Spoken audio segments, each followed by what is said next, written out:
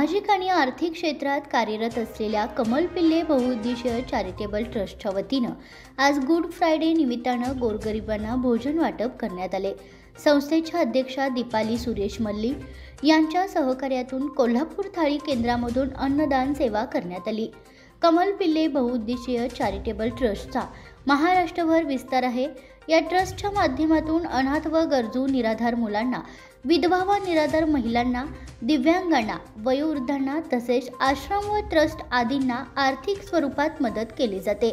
आतापर्यंत हजारो गरजूंना मदत करण्यात आली आहे। आज गुड फ्रायडे निमित्तानं कोल्हापूर CPR चौकातील कोल्हापुरी थाळी केंद्रावर गोरगरीब लोकांना ट्रस्टच्या वतीनं अन्नदान करण्यात आले।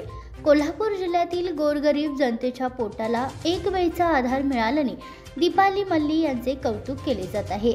या अन्नवाटप कार्यामधून दीपाली मल्ली यांच्यासह सुरेश मल्ली, शंकर पाटील, एकनाथ शेटके यांच्यासह अन्य मान्यवरांनी सहभाग घेतला। स्पीड न्यूज 24 साठी बातमीदार शशिकांत स्वामी।